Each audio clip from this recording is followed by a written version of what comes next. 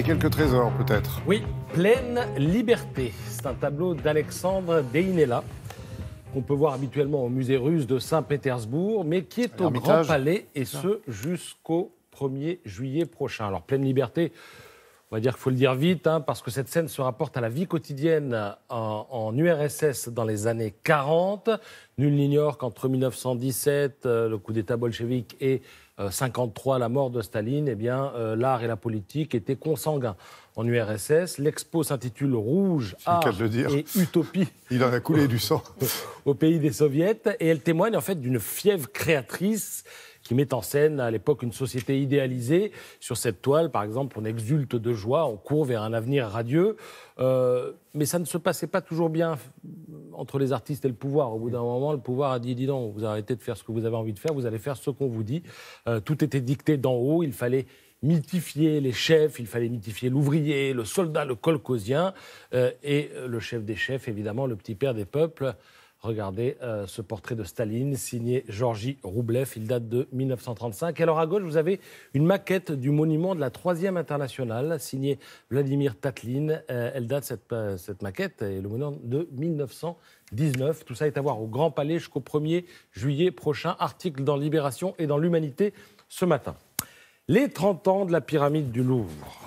Alors, l'œuvre stupéfiante et éphémère de J.R., pyramide cerclée de papier noir et blanc, un collage qui a donné l'impression que la pyramide sortait d'un gouffre, c'est la photo que vous voyez à droite, ça c'est avant ou pendant, je dirais, et puis après, regardez.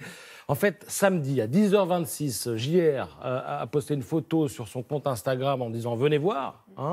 Et puis, j'allais dire, à 10h27, les gens étaient venus voir, ils se sont précipités, et le résultat, on le voit sur la grande photo, des papiers jonchant le sol, on dirait une poubelle.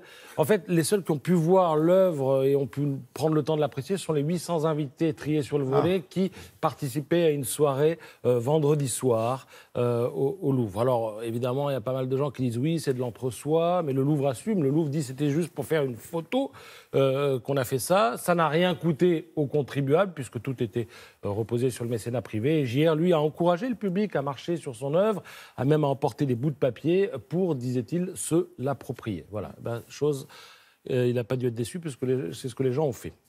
Alors, pour finir, l'incroyable, l'impayable, le désopilant Philippe Croizon. Cet homme-là est un cas, sourire perpétuel, malgré un handicap dû à une électrocution par une ligne à haute tension. Ça ne l'avait pas empêché de traverser la Manche à la nage.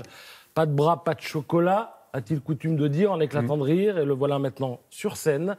Ce soir, spectacle à Paris, à la Maison de la Chimie. L'intégralité de la recette sera reversée à l'association Imagine for Margot, qui aide les enfants atteints d'un cancer. Et alors, on apprend dans l'article du Parisien ce matin que Philippe Croizon donne aussi des conférences dans les entreprises sur, évidemment, ça s'impose, le dépassement de soi. Et à ce propos, je signale dans Le Monde un dossier vraiment complet sur les conférenciers d'entreprise, des sportifs, des spationautes, des philosophes, des anthropologues, des chefs cuisiniers. Il y a eu 15 000 conférences dans les entreprises en 2018.